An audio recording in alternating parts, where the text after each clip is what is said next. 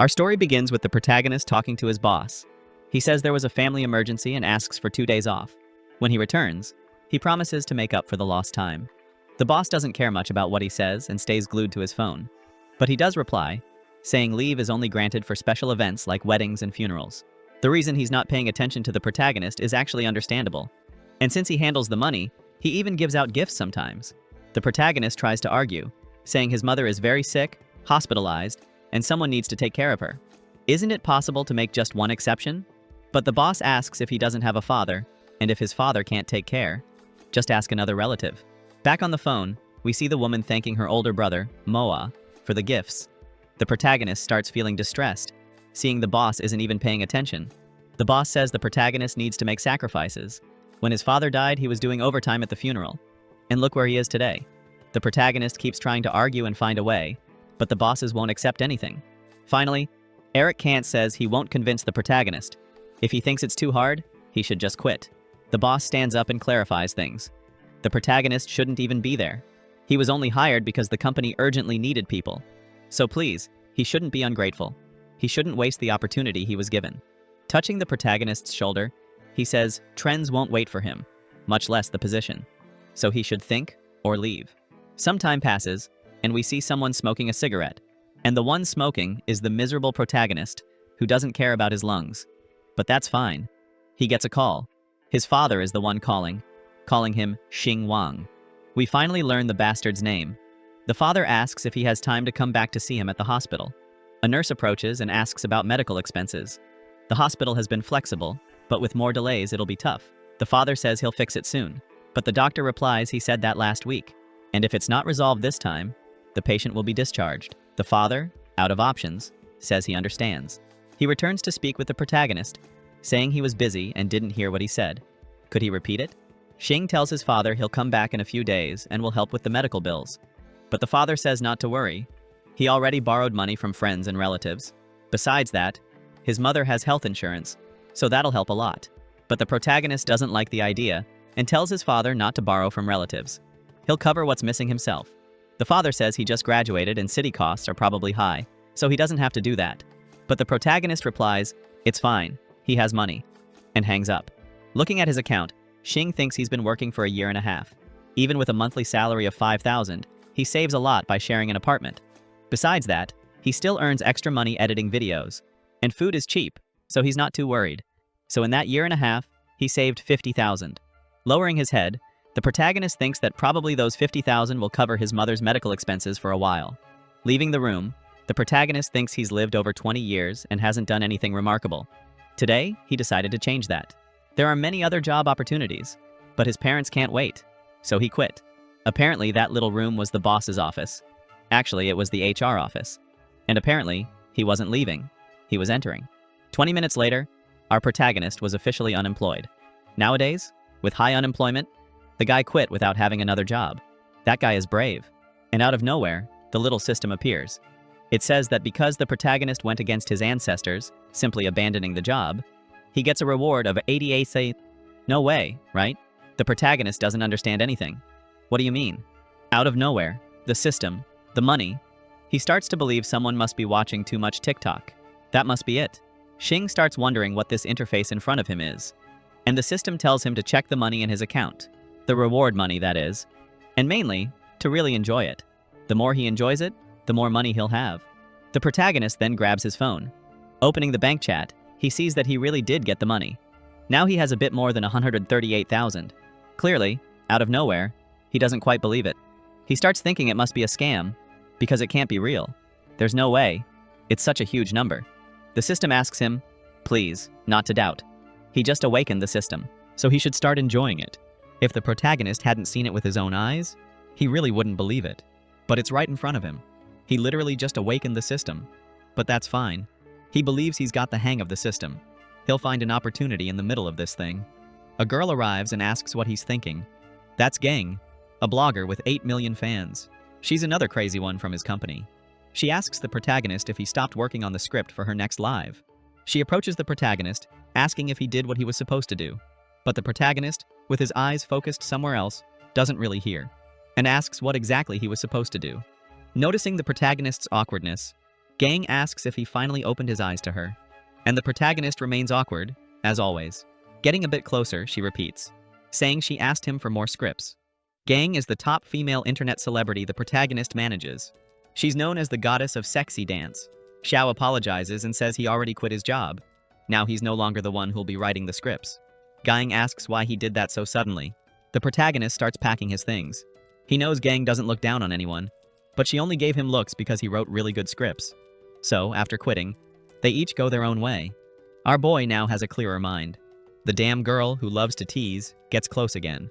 She asks if he really wants to quit. She still prefers him, says she doesn't trust anyone else. The protagonist, who isn't dumb, says he's already completed all the procedures. She, using all her charm, asks if Xiao is really going to leave her alone. But the protagonist senses her malice. She's only loyal to him because she sees profit in him. Xiao replies that he wants an extended vacation. She throws herself at him and asks which company he plans to go to. Are they going to become rivals then? The protagonist can't take it. He's holding back with all his might. He thinks about grandma, aunt, mom, but he remembers that with the system, he can become a billionaire. So, what kind of beauty can't he have? Surely, the one right in front of him looks like a lot of work. Our warrior on the side breaks the mood. He says the girl's nose is a bit crooked. She should get some maintenance to fix it. Obviously, that breaks the girl's confidence. She asks, "What do you mean, crooked?" She then pulls a mirror from a dangerous area and starts checking her face. She wonders how it could be crooked, because that's basically impossible.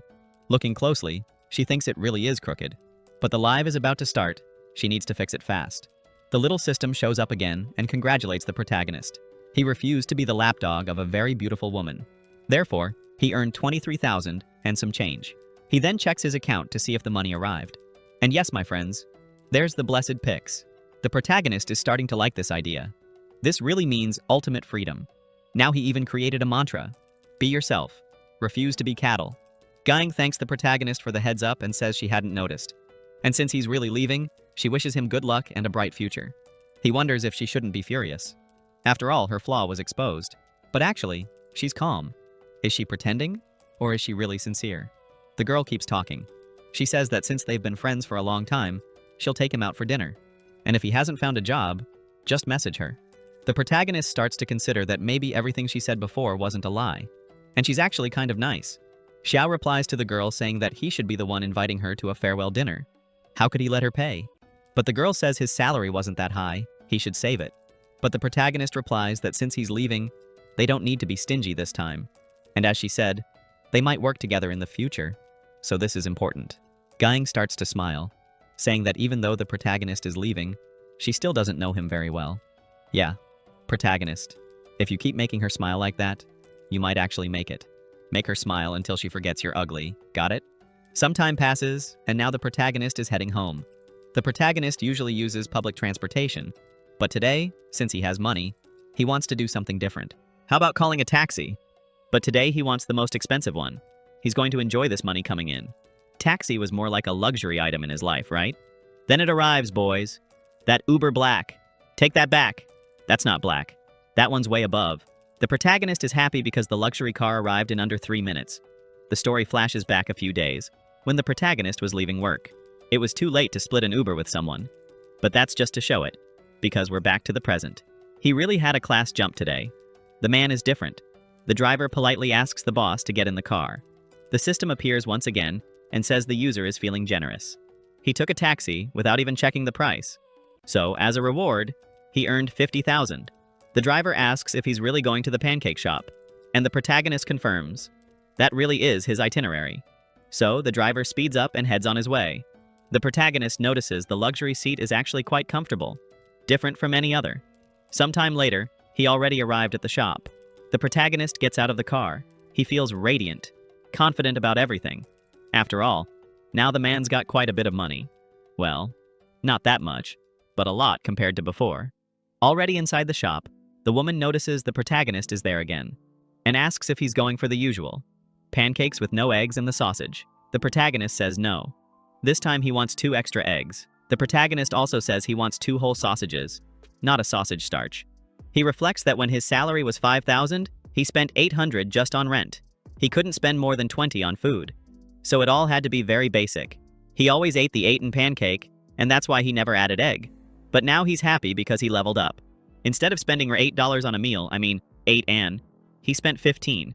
He's feeling himself because of that. The worst part is everyone really starts to envy him. Apparently, everyone there has a terrible 9-to-5 job. The system congratulates him once again for shocking everyone. So he earns, as a reward, 20,000 yen.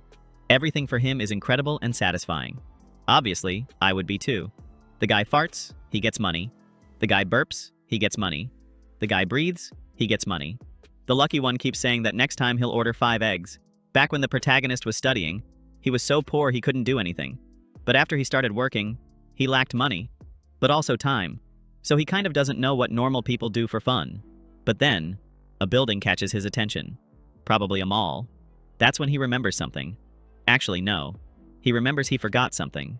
Now that he has plenty of money, he can simply go to a mall. Speaking of memories, he ends up realizing he owes Gang a dinner. But expensive restaurants have a dress code, and his current outfit isn't cutting it. So it's shopping time. He wants to go straight to the most expensive one. Look, not just any one. He wants that one. The dummy doesn't understand why all the store names are in English. Hope he doesn't go in. Because if he does, you already know. He's torn about which store to enter. He gets mad that such a big mall doesn't have an Adidas. So, he has no choice. He goes into the one right in front. He's going to drop that poor mindset. He enters the one he shouldn't have entered. Of all of them, he picks the wrong one. The attendants notice a customer arrived, but one of them doesn't want to go, saying she's busy. In reality, we know she sized up the protagonist. He's wearing fake sneakers, cheap clothes, a secondhand phone, and to make it worse, no disguise. His hair's uncut, so no one wants to serve him. He starts wondering if really no one's going to help. Yeah, protagonist, this one wasn't for you, my friend. You should have gone into a different store. He tells the attendants he's tired from work and didn't have time to research. He just wanted to buy something around 15,000 and be done. But since they're not helping and wasting his time, he'll go to the store next door. Hearing the amount, the attendants are stunned. Then, quickly, they all surround him. He realizes that money really speaks louder. Sometime later, the protagonist's already in new clothes. He realizes the service for those with money really is first class. He doesn't even have to carry the bag. The women do that for you. One woman even tries to convince him to come back because there'll be a jewelry event at the end of the month. But the protagonist says he'll go, if he has time. The assistant asks if the protagonist would like her to send those sneakers to his house. He says no, it's not necessary. She then thanks him and wishes him a good day. The protagonist notices 2 girls talking, and they're saying how expensive those stores are. Unfortunately, they still can't afford clothes there. The protagonist thinks that, in fact, they really are expensive. The system shows up again, saying the protagonist just spent 3 years' worth of salary at once. He made his first big purchase, and, as a reward, he earned 660,000. Now the man is happy. He realized that the more he spends, the more he earns. He's a little closer to becoming a millionaire, so he needs to work harder. But his work harder is spending, right guys? So everything's cool.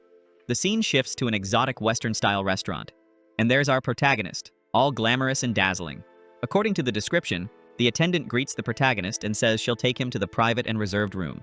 He thinks he probably arrived too early, but the attendant says the VIP area is separate, where he can rest, enjoy some desserts, and then wait for his friends. The protagonist thinks he's never been treated like this in these places. Yeah, protagonist, because you've never been to these places, right? You didn't even have money, man. The attendant shows the VIP area, and even says there are desserts and teas on the table. He can help himself. If he wants anything, just ring the bell. So, she leaves and asks him to enjoy the meal. Our future millionaire enjoys the city view. And yes, he's really high up. He's on the 40th floor. That's a view he's never seen before. He starts thinking that, as long as someone has money, they can enjoy the best services. You can reach heights others can't. In this case, those 9-to-5 folks, right?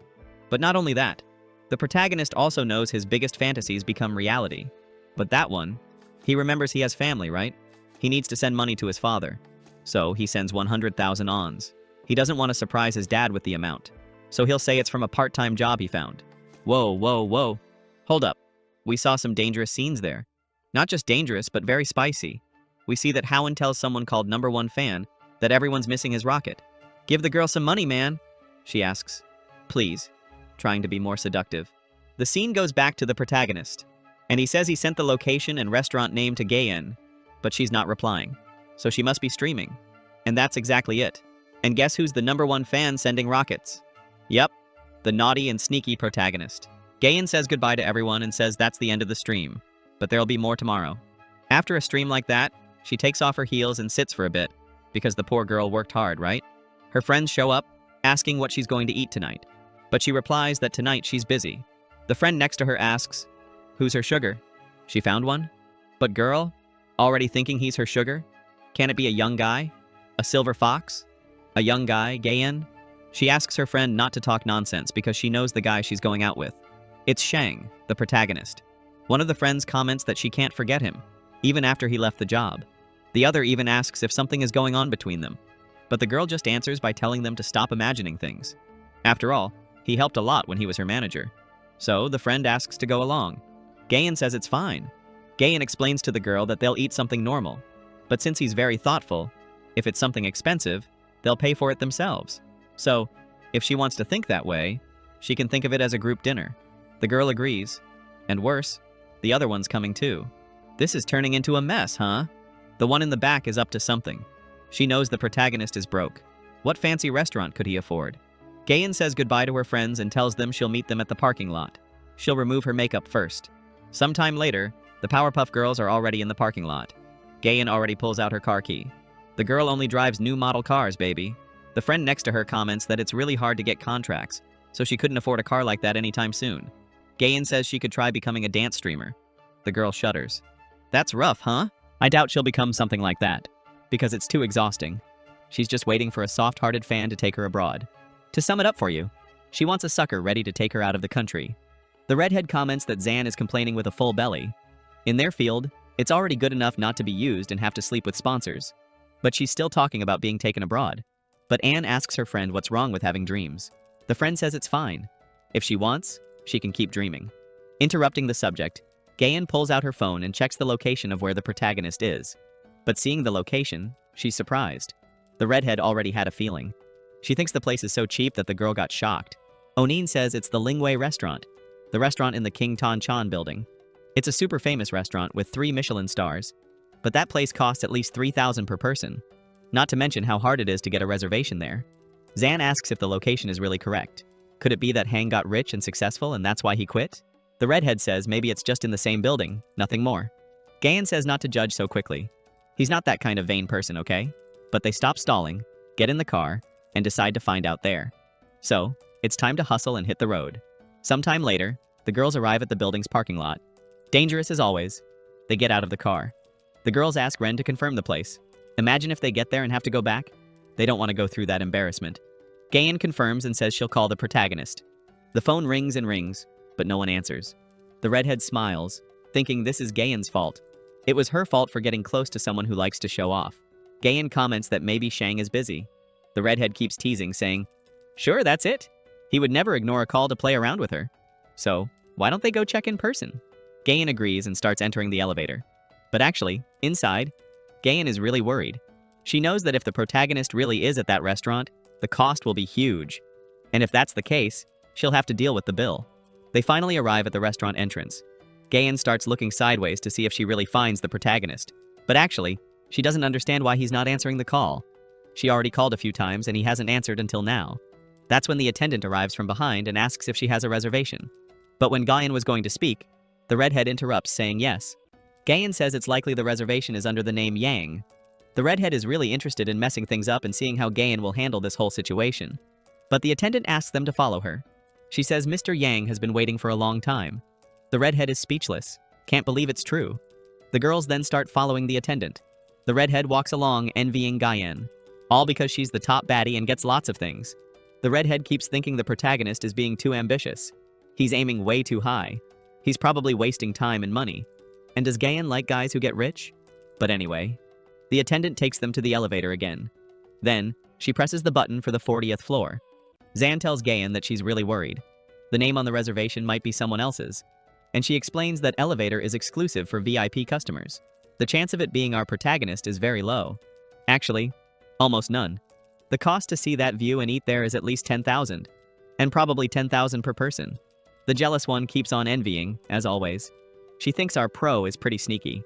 He saw someone with the same name made the reservation, and now wants to take advantage of it. But to kill her curiosity, we arrive at the 40th floor. The attendant opens the door to that VIP room. but they notice the protagonist isn't there. Zan doesn't care, decides to take some pictures. Since they're there, they should at least enjoy it, right? She says the goal is to create media. Whether she eats or not doesn't really matter. And down at the reception, they don't allow photos. It has to be in the private room. So there it is, right? A little pic for the status. She can post it and no one will imagine she didn't eat anything. Who's gonna know? Nobody. She was there. The jealous one is annoyed and says she's not taking any photo. Zhang, on the other hand, is really happy. She's never dined at a restaurant as expensive as that one. But the funny thing is, she hasn't even dined yet. And most importantly, where's our protagonist? This story is his, not these girls. But anyway, Zhang is making the most of it, because she doesn't know when she'll get a chance to be there again. The redhead asks Gayan if he still hasn't replied. If it's a misunderstanding, she should at least say something soon. But the receptionist knocks on the door, calling for the protagonist and asking if he's still awake. She says the guests have arrived. Meanwhile, Gayan replies saying maybe they really got the wrong person. That's exactly what the redhead wanted to hear. But then we see a little foot. And of course, it's that unlucky Aang. He apologizes. He ended up sleeping and took all this time. Being polite, he even asks if they waited long. He tells the waitress front desk receptionist that now she can serve him. I've never seen a woman with so many roles like her. Zan asks if he's really the Yang they know. He's wearing a bunch of designer clothes. Just that jacket alone costs $7,000. The redhead bites her tongue in anger when she sees the protagonist's whole collection is Louis Vuitton. And she starts to wonder when Gayan got so lucky. The protagonist, realizing there are more people, greets the girls. He guesses one is Zan, but the other he doesn't remember. Actually, he can't even tell who she is. So she introduces herself as Kai, also known as the resident jealous one. The protagonist apologizes for not recognizing her. He just woke up and is a bit confused. Not to mention she, without a filter, looks a bit different. Kai says it's fine. Her makeup today is light, but clearly she's fuming inside. Gayan says she was leaving work and those two colleagues asked to come along. She figured the protagonist wouldn't mind, so she brought them. There's no time for the protagonist to even answer, because the waiters arrive. And the first meal of the night was that rare steak, obviously accompanied by wine. Looking at her reflection in the wine, Gayan thinks, why is the proto doing all this? They won't even be able to split the bill. Zan comments that there's a second-generation rich kid among them, and asks if that's why he quit, to go back to the family business. But Gayan replies that she doesn't know. Back to the protagonist, looking at the table, he thinks how can anyone have the guts to eat that?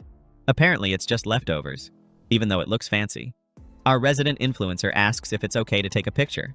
Our protagonist, of course, says absolutely not. She can take her blessed picture. So she takes her little picture to post on Instagram. The redhead asks Gayan what's going on. But again, she replies that she has no idea. They didn't have much contact beyond work-related matters. So where did our protagonist get so much money from? Gayan considers that our protagonist might be a low-profile and pragmatic heir. Maybe this time he doesn't want any girl to pay for his food and decided to show off all his wealth. He asks the waitress if there's anything more down to earth. The waitress asks the pro what he thinks of ribs with black truffles, bathed in salmon roe sauce. She also mentions a few other dishes, but they all sound bad. See? Even the protagonist says hearing those names kills his appetite. But since there's no way around it, he orders 2 crabs and 2 imported steaks. Zan is impressed, because it's the first time she sees someone ordering like that in an expensive restaurant. The super annoying woman says that if the pro wanted to eat that kind of food, he shouldn't have come to a French restaurant. She wonders if he's really an heir. He's more like someone who got rich all of a sudden and hasn't adjusted to the standards yet. Looking through more options, the protagonist orders grilled skewers. The woman says no. They only prepare items that are on the menu, and those they don't have, so she apologizes. He then asks to call the manager. He's not very satisfied with the menu. The woman agrees and asks him to wait a moment, but inside, she doesn't believe he's being serious. Sometime later, the blessed manager arrives. He already comes in apologizing, saying they are a French restaurant. They only serve French cuisine. The jealous one likes the situation. After all, to her, it looks like the protagonist is an idiot, trying to order a different cuisine in a French restaurant. But our protagonist, who's now crazy rich, he wants barbecue no matter what, even if the restaurant is French. The protagonist gives an ultimatum. He's going to pay $300,000 for the meals, and if the guy can get the grilled kidneys and the barbecue skewer, he'll tip $50,000 more. The manager is impressed, and so are the girls. The manager completely changes his tone and says of course he'll do it, even if he has to get his own hands dirty. But after all, how does he like his meat? The protagonist liked the man's change in attitude. The manager tells the protagonist to sit down, that from now on he'll take care of everything. The reason the protagonist is doing all this is because of the system. He basically received a mission, And if he does everything he's doing, he'll earn a 500,000 reward. And obviously, when it's about money, our protagonist would even fight the devil. Already seated, our protagonist says that dinner should be about relaxing and eating what you want, and asks the girls if they don't agree. Zan immediately raises her hand, saying she agrees. Big time. Even more when she can eat for free, right? The waiters, with the new dishes, begin to arrive. The blessed silver skewer arrives, and there's even a sauce to go with it. Zan is impressed and says money really buys everything. She already pulls out her phone, right, folks? Because the picture is more important than eating. The protagonist then asks the girls if they'd like to join him to eat that slightly different dinner, and especially eat barbecue in a French restaurant. Next scene. There's nothing left on the table. Well, there is, but only leftovers. Hang excuses himself, saying he's going to the bathroom. As soon as he turns around, the girls start commenting on how expensive just his clothes are. Zan asks what was the reason the protagonist was working at the company. After all, he has money. Why was he working? Was it to be closer to Gayen? But Gayen replies, saying she's not that charming. Zan comments that maybe, being a second-generation heir, he just wanted to experience a bit more of life. The jealous redhead asks if Gayen isn't touched by this. Doesn't she like him? Zan agrees with the idea. After all, the protagonist is an extremely rich, generous guy and spent a lot on dinner for her. So, if you think about it, the redhead, whose name I forgot because it was only mentioned once, says that she really seems too calm. Did she already know about his wealth? It's not fair for her to keep that secret. She should have said something earlier. Gayen says again that she didn't know. They aren't that close, so she didn't even have time to develop feelings for him. She says she really has no intentions with our boy, and had no idea how rich he was. Until last night, at the company, he was always ethical and modest. Besides, he was very ambitious and worked really hard. Often stayed late doing overtime. So he kind of looked like any other employee. The redhead asks Gayen if she thinks he might be faking it. Is she really thinking the protagonist isn't rich? The guy just spent a fortune in front of her, and she thinks he's faking it? Where would the guy get the money to fake that much? I prefer to follow Zan's analogy, who thinks the protagonist was faking being poor. But the redhead, to know if the protagonist really came from a rich family, decides to investigate. But Gayen asks if that's really necessary. He's paying for an expensive dinner for them. Doubting and calling him a fraud doesn't seem very right. But the redhead reflects, thinking Gayen is sounding too innocent. She tells Gayen not to underestimate her own value. She's a popular streamer, so he gains a lot by getting close to her. That's exactly how manipulative people operate. So, if that's the case, it's really dangerous. But Gayen replies, saying she has no intention of developing feelings for the protagonist. But the redhead says it's fine. Enough talking. She doesn't need to do anything specific, just follow her ideas and orders. Sometime later, they're already in the garage. Not just the girls, but the protagonist too. Gayen hopes the protagonist isn't faking, because if he is, she'll be the one who has to cover today's expenses. And honestly, she says there's nothing wrong with living a humble life. Zan calls out to the protagonist. She says she's curious and asks if he's dating anyone. The protagonist says no. He's been single since birth. Zan is impressed by that and asks if he's serious. He explains by saying he was always focused on his career. So, kind of, he didn't have much time to think about it. But on the other hand, he even thinks that wasn't a bad thing. Just imagine, you work all day, get home, and still get messed up being in love with a woman. Wouldn't be a great situation, right? He's not dumb enough to fall into that trap, so he just can't get a girlfriend, really, and doesn't want to admit it. But, checking the time, the redhead comments that it's still early. Why don't they continue this in a bar? She might not be as rich as the prota, but she can pay for a few drinks. The protagonist likes the idea. Why not go to a bar, right? So, they head off in the car. Looking through the rearview mirror, Gayen notices the protagonist is deep in thought. The worst part is that makes her thoughtful too. The protagonist's thoughts, of course, revolve around money. Now that he has capital, why not start his own company? So, it's a good idea to meet some celebrities. Arriving at the bar, the redhead warns that she only has money to pay for 2 drinks for each person, because prices at the bar are pretty high. And she asks if everyone agrees and is fine with that. Obviously, everyone agrees. So, they head into the bar. The protagonist is excited. He never thought he'd have the privilege of visiting Barfog, which by the way is frequented by many celebrities. Already inside the bar, the question comes up.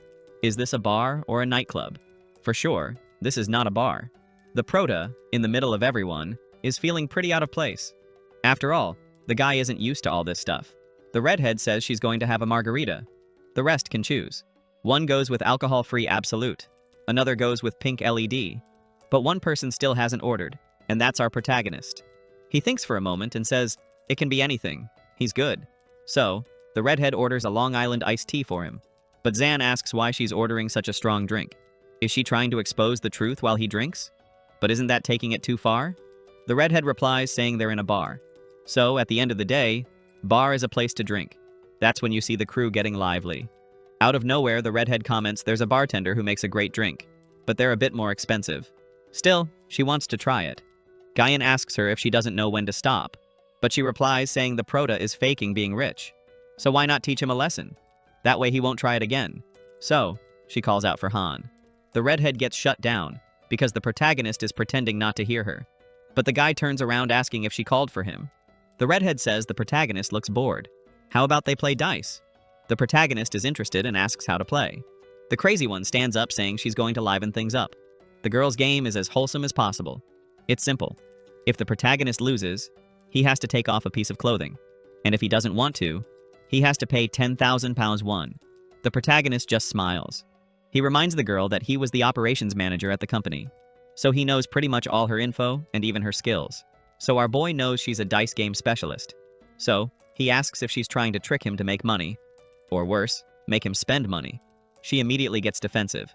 The protagonist gives her an ultimatum and says he knows what she's thinking. He, a mere operations guy, earning around 5,000 a month, with no future prospects, with a poor and inexperienced appearance. But now he's there, wearing Louis Vuitton, taking all of them to eat extremely expensive food. So she's thinking he's pretending to be rich. He intended to let that one slide to avoid seeing her stupid face. She probably sees the prota as an easy target, but our boy is not stupid. He can clearly see her disdainful looks. The system appears again, saying the host refused to engage in internal conflict and refused to be made a fool. So, the unlucky guy earned 1,899,000, but he admits he didn't come from a rich family. The redhead asks if Gayan heard that. Was she right all along? Was he faking? But the prota smiles, telling her not to rush. He hasn't finished speaking. Although he's not from a rich family, our boy has plenty of money. So, he makes her an offer. He'll give her 300,000, but she'll have to leave there with nothing. Is she interested in this deal? She gets embarrassed and calls the protagonist disgusting. Gayan stands up and ends up mediating the situation. She says Shin is just joking, so the prota shouldn't be mad about it. It's better for everyone to sit down and have fun. But Shinu doesn't stop. She asks if he's really planning to give 300,000 won, as if he'd have that much money. But the protagonist yells to everyone, today he's spending 300,000 on drinks for everyone there. He's not leaving until everyone is drunk. He raises his golden card and says he's paying everything on debit, my friend. Next scene. The protagonist's little card has already been approved and he's feeling like he owns the whole damn place. The crowd starts cheering for him. After all, he's paying for beer and booze for everyone. Obviously, the system appears rewarding him once again. He earned the reward of twice the devil's number. Shinu is impressed because, really, the protagonist paid 300,000 in booze for everyone. He walks past her saying he knows she usually looks down on poor guys like him, those who don't make a lot of money. But that doesn't mean he's going to let her disrespect him. After all, people like her are just ants to him. Those people who only care about others' wallets are also the easiest to humiliate with money. After a slip-up like that, right folks? The guy has to sit and take a breath. The girl also sits, but now very quiet. The friends look at each other, thoughtful. And Shin stands up saying she remembered she has something to do tonight, so she's heading out. She left there all sad and crying. Obviously, after suffering that kind of humiliation, there's not much to be done. But the prota didn't feel any pity about all that. He calls the girls to keep the night going, since he's paying anyway. Out of nowhere, a woman shows up recognizing Gayen. She says Gayen did really bad today. Must have come there to drown her sorrows in booze. This girl, who's unknown, keeps talking that Gayen's #1 fan was pretty weak today. Will he stop donating to her in the future? But Gayen replies that she's off work and doesn't want to keep talking about it. The girl touches Gayen's face, provoking her even more. Gayen removes the girl's hand and says her business is her own problem. The prota, from afar, is analyzing all of this. The girl, I think she's crazy, because she sits near them. She says she won't miss the opportunity and is going to start a live stream. Starting the stream, she says she met Gayen at the bar, and also, obviously, asks her followers if they want to see a PK live. But she says Gayen isn't really up for participating and asks the followers if they can convince her. Gayen starts receiving tons of notifications asking her to join. The girl is convinced she's going to win this competition. After all, the big sponsors that always support her are in the live. Her goal is very clear: become the top 1 dancer. But Gayen gets a call and says she needs to answer it. And guess who it is? her boss, telling her not to miss the chance to start this live stream, even though she says she's not feeling great for it. With not much choice, she agrees, saying she'll do it. The slimy girl keeps provoking, saying Gayan is coming. The girl asks if she's really going to do it, and Gayan, without much choice, agrees. So, the streamer battle begins. The girls start dancing. Zan, who's there watching the live, notices lots of rockets, lots of yachts arriving. The bad part is Gayan is falling behind. The girl decides to provoke even more to get more rockets. Gayan's audience doesn't understand why her performance is so weak. The competition is heating up. Seeing the whole situation, the Proto also decides to pick up the phone and enter the live. He knows there's dirty play going on. The people in the live notice Gayan is tired. She was probably forced to do this. But when she was starting to lose, a rocket comes in. Gayan is shocked to realize he joined the live. She gets excited, thanking her brother, and saying she'll try harder. That's when a bunch of rockets start coming in. Her rival didn't like seeing the amount of rockets she got. She thinks Gayan has a secret donor, but the competition goes on. The girl, whose name I still don't know, is stressed. She's noticing the amount of money being spent. Gayan thanks for the number of rockets, but even she wonders if this isn't already too much. The protagonist questions if there's really a reason to keep this going. The system shows up again, saying he's being extravagant beyond comprehension, spending money like water. So, as a reward, he gets another 5 million. Zan responds to the Proto saying no way. Even Ellen already stopped, but this guy keeps going. The world already expected it. The one doing this is the protagonist, pressing the rocket over and over again. In this case, Gayan can't believe the number of rockets anymore. That's when we see the Big Shots group, literally a WhatsApp group. One big shot says he can't let this one pass, and that he'll help Chewie. That's when he starts launching rockets. The girl thanks God the guy finally showed up and thanks for the gifts. The girl says her #1 fan has already asked for some private videos from her. But besides that, he's really rich and very generous, so he surely won't miss the chance to be a hero. But there's a catch, right folks? The bastard is competing with the protagonist. After earning so much money and so many rockets, Gayan completely changes her performance. Now she's much more energetic. The system is enjoying watching the protagonist spend so much, so it congratulates the protagonist with 10 million, and thus she is declared the winner. But even so, the protagonist doesn't stop. He sends another 1,000 rockets. So, with nothing else to do, the system gives him another small million. Gayan thanks everyone for the support, and especially the one who made her the champion. But she keeps saying that everyone worked hard for their money, so they shouldn't waste it like that on her. Everyone on the live is touched by her words. Her opponent is very angry. She made all that effort for nothing. She only made Gayan more famous. She earned a few million in donations, and most importantly, thousands of viewers. He thinks it's getting pretty late and decides to head back to bed. But before leaving, he calls for Senorita Lu, and we finally learn her real name. The Proto tells her not to be discouraged. He thought her performance was very good, aside from the quite famous donors she has. In this case, with a lot of money, so she should keep working hard. Zan, who's right behind, comments that the protagonist's words probably made the girl furious. And really, they did. After this very long night, everyone leaves. The scene then shifts outside. Zan comments that the girl's plan was annihilated and asks if everyone saw her face at the end. She says today was enlightening. She got to see firsthand the biggest tycoon on the platform. But she asks Gayan why she's not excited. She replies that she doesn't feel worthy of it. She's never seen this guy, and he keeps giving absurd amounts of money to her. She feels a bit uncomfortable with it. But Zan says it doesn't matter. She's still going to approach this generous donor. She says she's going to send him a private message. Seconds later, she sent it. And the Proto's phone beeps, saying he received a message. The two, noticing that, look back. Zan asks if that isn't a Shine platform notification. She just sent a message, and he just received a message. This is really strange. The protagonist asks why the two of them are looking at him like that. It's just a coincidence. He says he just got off work, so he's still receiving a lot of platform messages. He asks them to please not get the wrong idea. Gayan reflects on the matter. She says the protagonist spent a few million a while ago, but the person donating had to have billions to donate that much. The protagonist says that's exactly it. He does have a bit of money, but millions in a few minutes is too much. Zan says she's just thinking, it's because that donor has the same name the protagonist also has. What if it's him? Gayan, changing the subject, asks where the protagonist lives. She can take him and drop him off at home. He refuses, saying he lives in the opposite direction. He's going to take a taxi, that's better. But then, someone calls for Gayan. It's the sleazy boss of the Proto. He says he thought the background looked too familiar. Good thing he managed to find her outside. But Gayan doesn't really like seeing him. Not realizing his employee is right there, The boss starts belittling the protagonist, saying he must have been invited by Gayen after all. He's broke. But Gayen replies that actually, she's the one depending on him. Today it was he who paid for dinner and the drinks. That's when the guy is shocked. He asks if Gayen is being serious. She fell for that guy and now she's covering for him? He says he already knows everything. Today the bill was paid by a mysterious guy. Actually, a mysterious person. So how did he pay for her drink? But the boss says he gets what's going on. There are those broke guys, but they have that smooth talk to win the girl and get money out of her. But Zan comments that it really was the protagonist who paid for all the drinks today. But the manager asks who gave her the right to speak. He turns to Zan and asks if she's getting full of herself just because she has a few fans, and tells her those fans are all paid. In this case, they're all fake. That, of course, shocks the girl. And he says that's exactly it. The company spent a lot of money buying fake followers for her. He keeps saying the girl is useless, since she doesn't make any money for the company.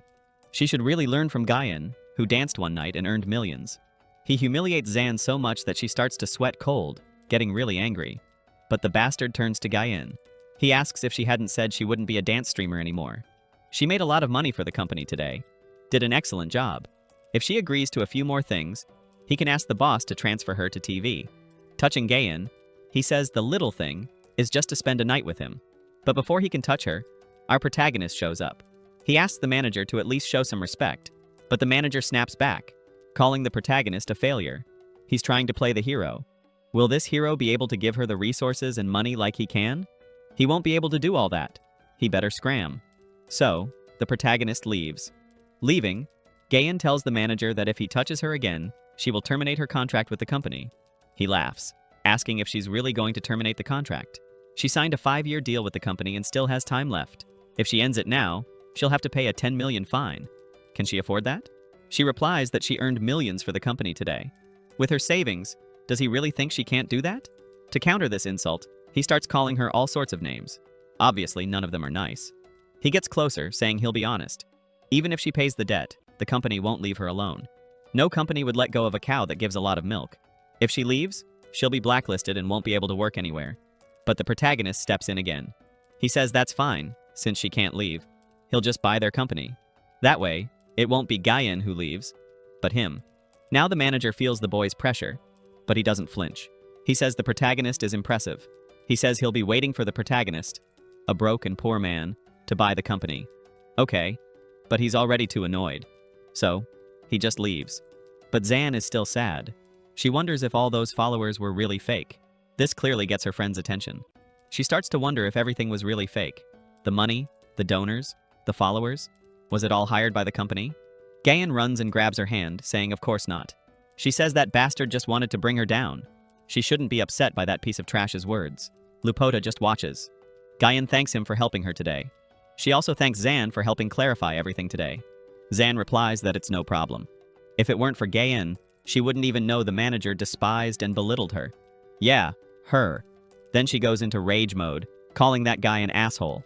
Gayen turns to the protagonist, saying they're just colleagues, so he doesn't need to do so much for her.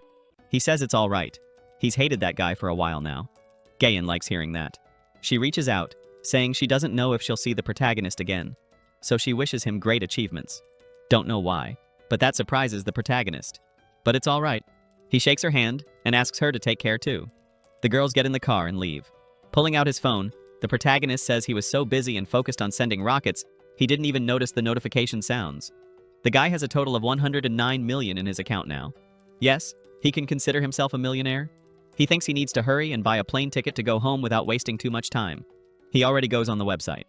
The train ticket really was much cheaper. He paid only 300 for it.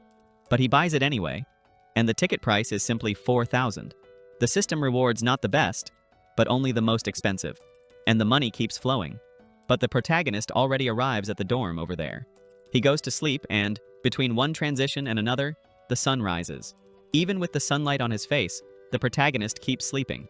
However, someone starts yelling that it's rent time. These screams wake the protagonist up immediately. He thinks it's always the same thing. A week before the date, she's already yelling and shouting. The person is already yelling for Rama, telling him to pay the rent, and not to pretend he's not home. The woman is yelling, and it's simply 6 in the morning. The woman keeps pounding the door until the prota answers. Right after, he opens the door. The landlady starts scolding the prota, saying he always forgets to pay the rent. Can't he be a little more responsible? But the protagonist pays a year's worth of rent. The woman, knowing that, is instantly shocked. The notification says 10,000 were transferred. The woman doesn't understand how he paid a year's rent. She always had to argue with him to pay. Looking at the phone, the woman says there's an extra 400, but the protagonist says it's all right. She should consider that the service fee. And that's so he won't be bothered while sleeping. Right after, the bastard closes the door. The woman doesn't understand anything, but if I were her, I'd be happy. I got a year of rent and 400 bucks. But without a second thought, the prota throws himself on the bed. He knows his flight is at 10, so he can sleep a little longer. His bunkmate below asks if he won the lottery, but the protagonist is already asleep. The little system pops up saying that when he paid a year of rent, he surpassed himself. The reward is a villa at Swan Bay, in the city of Xi'an.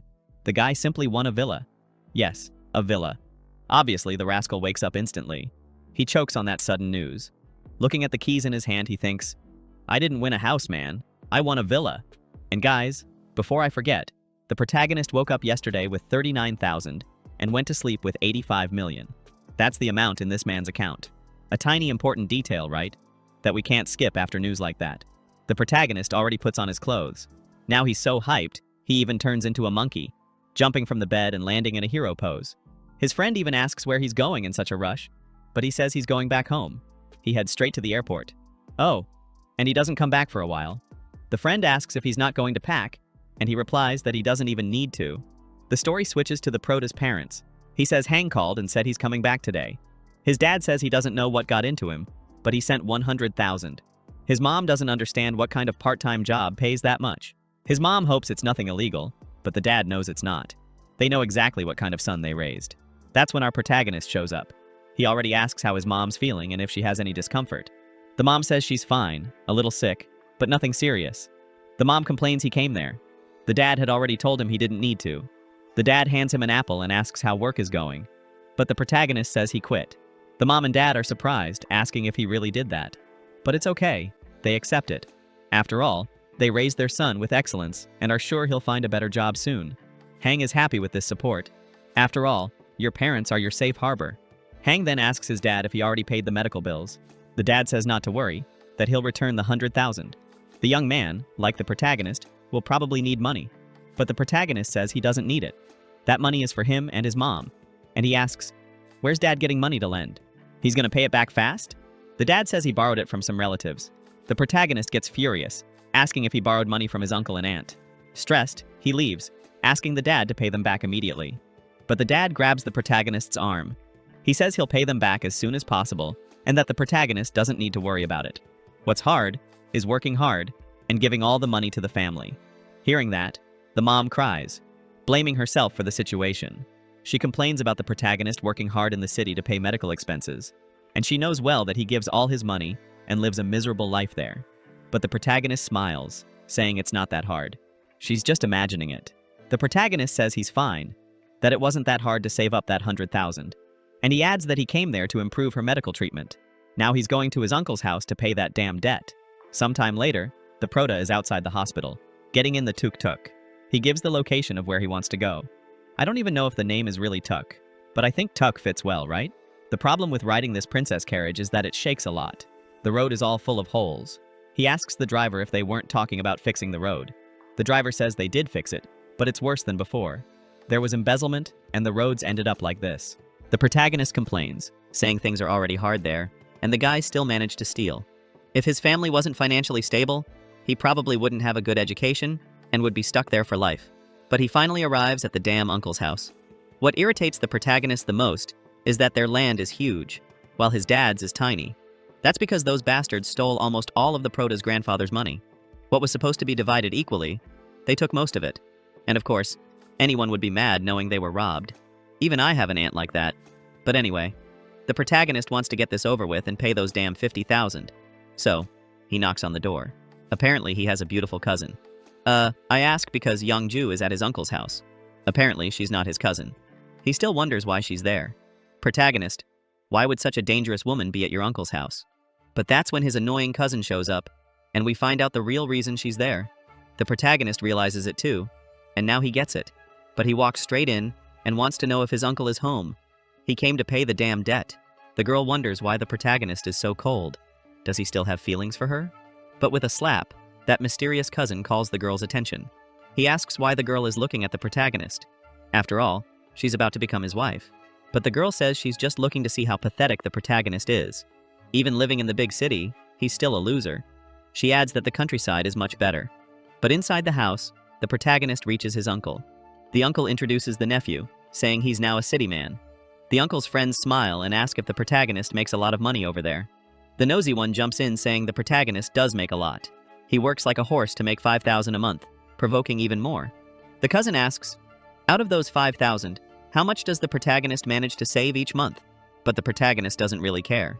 He tells the uncle he came there to pay his debt. He wants to skip the small talk, but the guys are more focused on the game. The uncle tells Hang he doesn't need to rush. His family is struggling, he understands that. Later on, he'll charge some interest anyway, so it's fine. Even with the protagonist insisting on paying, the uncle says he doesn't need to be polite. He knows how hard the protagonist works in the city to support the family. The protagonist says okay, but he's going to pay the debt anyway. The uncle agrees, since the protagonist insists so much.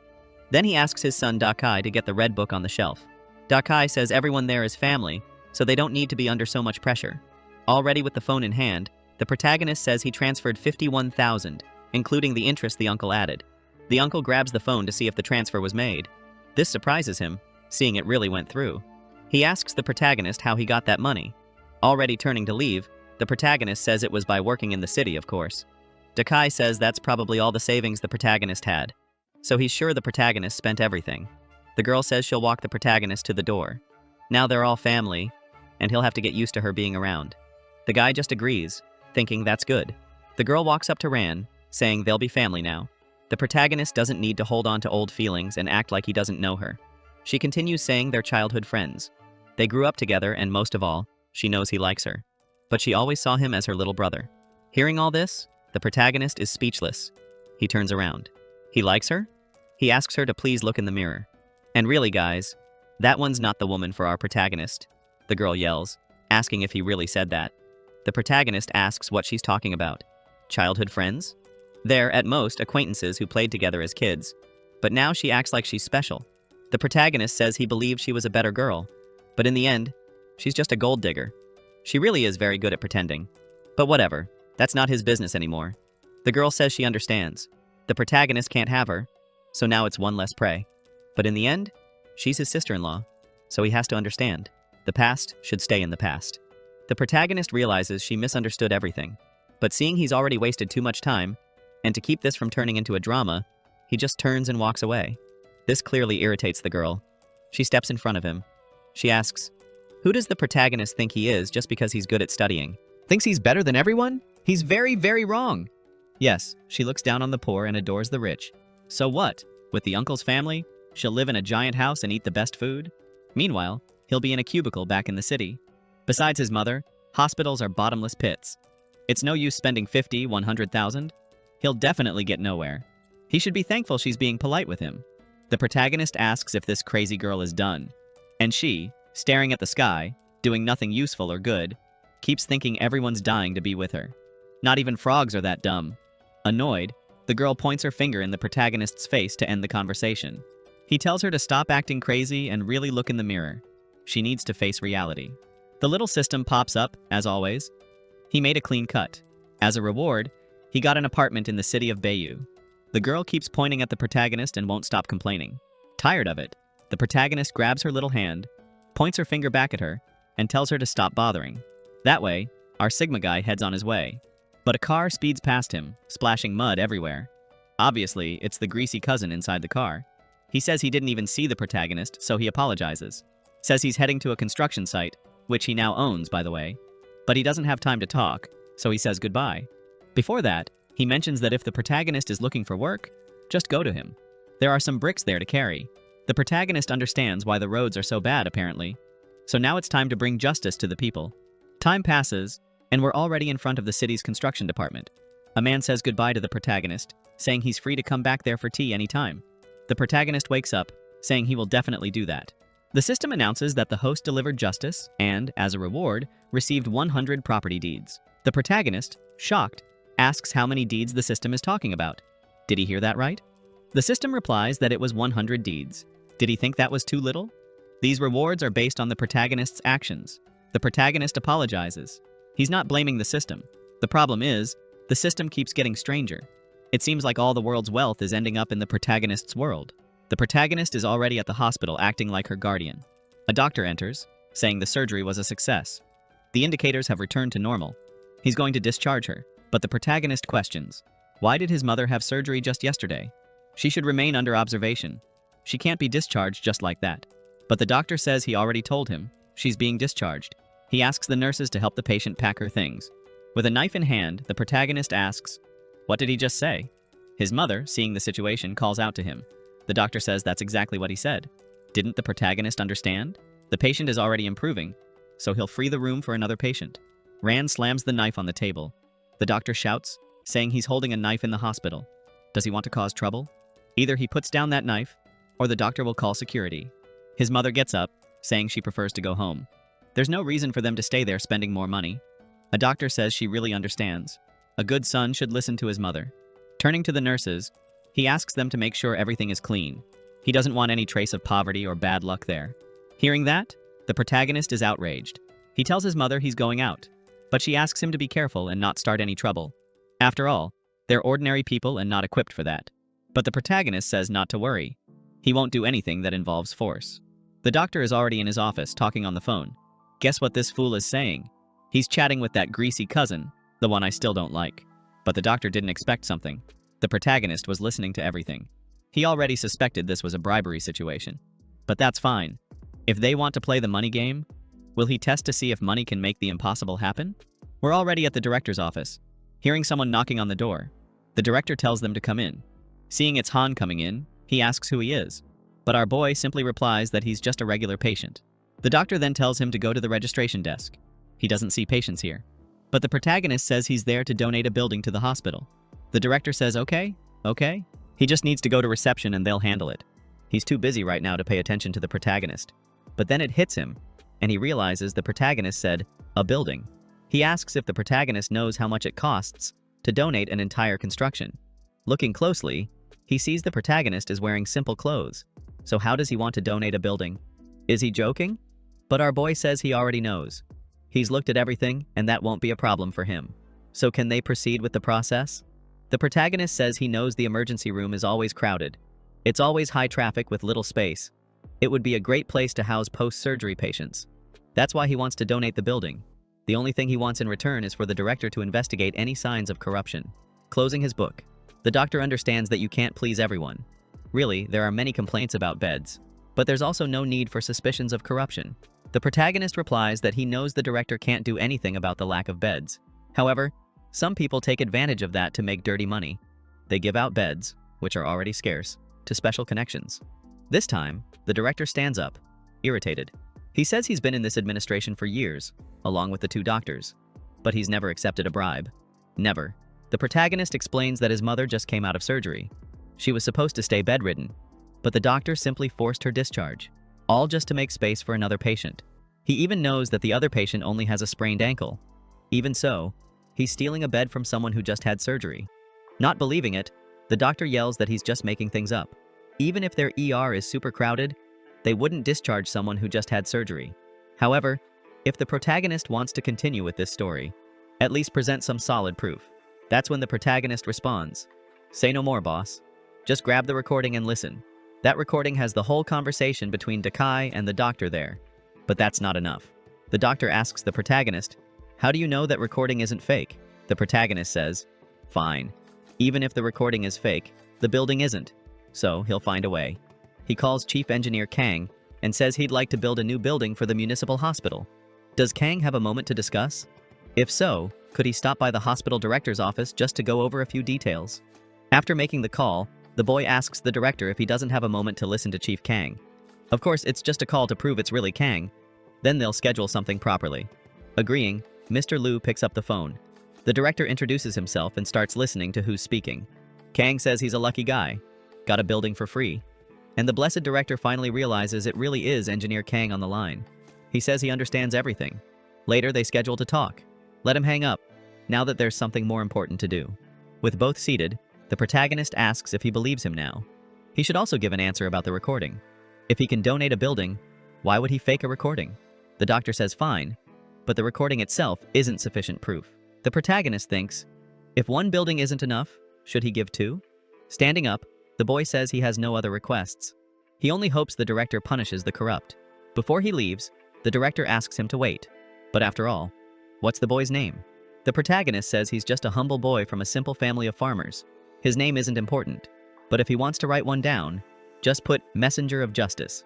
H. What's your position? Shame on you, straighten up, scoundrel. In the very next second, the doctor is grabbing the phone. He asks for the records of the most recent discharges to be brought immediately. He's going to review the discharge of each patient. After some time, the nurse calls for Dr. Lee. She says the director is calling for him. Whoa, man, looks like trouble hit. Because the guy's already on his knees. He's begging the director not to fire him. He has elderly parents and a small child. If he gets fired, how will he support the whole family? Mr. Lee doesn't want to hear it. He has elderly parents and small children, huh? But didn't the patients also deserve a doctor with morals? Without morals, go look for a job somewhere else. Then the scene shifts to Dakai and the protagonist's ex, but she says Dakai's career is booming. Soon, they'll be able to buy a house in the city. But then someone bursts through the door shouting, Dakai! I don't know who this dude is, but he's pretty pissed. Dakai says he had connections everywhere, even bribed doctors. But as soon as they got to the hospital, his wife was sent away. And now he's the one screwed. Can barely enter the room. His wife's furious, completely lost. Dakai gets up, splashing water everywhere. He just asks for a minute. He's going to call his partner and try to understand this mess. Whoa, but pulling out his phone, he realizes he's screwed. The phone says the number he dialed simply doesn't exist. We're already in the Ang family courtyard. A bunch of materials are being delivered. Yang's mother asks if those materials weren't too expensive. But the protagonist says no, actually not. The hospital paid for everything. They didn't spend a single penny. That corrupt doctor was punished. And as a reward, the hospital is sending those materials. The protagonist's mother, who doesn't think too deeply, says okay, she understands. But then, out of nowhere, someone comes yelling for Yang. Sorry if I'm confusing y'all guys. Sometimes I call him Xing, and other times Yang. I'll stick with Yang to not confuse anyone, alright? It's Dakai saying he got a room for his brother at the hospital. But for that, he had to spend 10,000 that now is all gone. The protagonist's mother asks what Dakai is talking about. Before Dakai answers, the protagonist thinks this is perfect. The idiot just admitted everything. The boy says so it was him. For a long time, he wondered who got his mother discharged right after her surgery. In the end, it was his dear relative who spent 10,000 to get her out. Realizing the mistake, Dakai says, he wasn't the one who discharged his mother. It's normal to be discharged after improvement, but the protagonist has to stop pretending. If he hadn't pulled the strings behind the scenes, would the hospital have done all that for him? Hold on, the protagonist defends himself. He says it's all because of Director Lee. It was all to compensate for the corruption scheme that affected his mother. Dakai asks the boy if he's supposed to believe that lie. The kid knows how long it took him to get all that many connections at the hospital. He and his brother had to work hard to achieve that. The protagonist just says what he says makes no sense. The boy isn't super rich, not a boss making millions a year. It makes no sense for him to go extort money from a poor person. He should ask himself, a guy like the protagonist, making less than 5,000 a month, whose house rent already takes almost everything, could he really have the power to mess with someone as influential as him? Walking away, the protagonist says, maybe it's just karma in life. Some people in this life think dirty money solves everything, but sometimes it doesn't fix everything, does it? Not arguing and leaving the property, Dakai says all the poor are going to die. In this case, all the poor in his family. But the protagonist doesn't really care. He just thinks that's a really dumb thing. Hang's mother says Dakai seemed pretty furious. Could he try to do something bad to them? Confident, the boy says he'd love to see him try. A few minutes later, we see two cars speeding. Dakai notices that car looked a lot like Manager Kang's. Engineer, actually. But it didn't just look like it. It really was his car. Kang arrives holding a chicken and a fish. He thanks Wang a lot for the help with that ladder and that building. They were breathtaking. Downplaying the protest, Manager Kang is very generous. He just saw his car broken down on the road in front of a building earlier and decided to help. That's all. Kang says that really was it. But actually, he realized the protagonist is trying to hide his identity. He's not going to admit he had the building and roads made. Hugging Kang, the protagonist tells his mother he'll go ahead. He has something to deliver to the manager. Right after, he asks the manager to stop saying those things. He wants to do it, but without taking credit, you know? Walking out embraced with good friends, Kang says the request the protagonist made today has already been fulfilled. And the protagonist says the guy really is efficient. In the next scene, Dakai is on the phone with Mr. Zal. Mr. Zal says that regarding the road repairs, he doesn't need to be involved for now. This catches the boy completely off guard. Shocked, he simply starts to slow down. The boy says everything was already agreed upon. He had even arranged the workers' schedules. So how can he only be told this now? And what about the lost wages? Zal says there's a new regulation in the construction sector. Unfortunately, because of that, his team was disqualified. Didn't pass the inspection. But that's all for now. He has other things to do. So, they'll talk later. After that, he just hangs up the phone. Doesn't even wait for a response. The boy realizes all his schemes have fallen apart. Both the hospital and the roads. In his office, he says he had no choice. The boy offended Manager Kang. We see a pack of cigarettes. Yes, that's 4 boxes of cigarettes. Dakai is trying to talk to Mr. Zal, saying they had a deal. He would build the road and Mr. Zal would take his cut. That's it. Wouldn't even need to lift a finger. We look at this scene and don't get it, right? Start wondering why Mr. Zal is sitting with 2 women. Yeah, my friend. Let me explain something. He actually owns a nightclub. Putting the cigarettes on the table, Dakai asks if they could adjust the percentage from 30% to 40%. It would be better for him. Mr. Zal makes a face like, now we're talking. Then the boy thinks he got it. The only thing he wanted was to raise the percentage. So it was just a matter of increasing it a bit to keep the deal going. He says everyone knows this qualification review is just a formality. That being the case, he can easily find a front company to pass the process again. Throwing the cigarettes aside, and very angry, Mr. Zal asks the boy, who said qualification documents can be faked? He thinks bringing a few cigarettes can fix everything? Is he some beggar accepting bribes? Now the boy tries to play it off, saying no, he wasn't saying that. Mr. Zal then asks what he was trying to say. He thinks the old man is just playing hard to get. He says no, that's not it. But okay, he'll now give 50%, half and half, even split. That just makes the old man even angrier. He tells the boy to get out now. Whoa! I thought the kid would walk out, but it looks like he was simply thrown out of the nightclub. There he went with cigarettes, floor, and everything. But hold on. We've got another room in the nightclub. In this one, the receptionist is asking Mr. Zal to please come in. Is this nightclub not Mr. Zal's? Up to this point, I thought it was. But maybe it's not, right? Anyway, in this other room are the protagonist and Kang. Mr. Zal thanks the protagonist for being so kind. He helped the town build the road. The protagonist isn't fooled by these compliments. He knows that's pure hypocrisy. Dilson Rosal is a real opportunist. That's why he says it's no big deal. He's not interested in matters of an old and messy village. He's only doing all of this for his parents. They're getting older, so they can't have trouble walking. If the road's bad, they might twist an ankle, end up getting hurt. And that would be really bad. With that in mind, he asks this old crook if this road is going to fall apart again in a year. It won't, right? There's no way he'll do that. That kind of catches Mr. Zal off guard, huh? Because that's exactly what was going to happen. But this time, he'll let it slide because the kid is rich. And then he says, even spitting, he won't disappoint the boy's expectations. That's a promise. Then suddenly, our little system just comes back. It had been a while since it showed up, right, my friend? It says the construction of the road and houses in his hometown, his native city, has been completed. That showed the boy's high moral character. As a reward, the system will give him a bonus.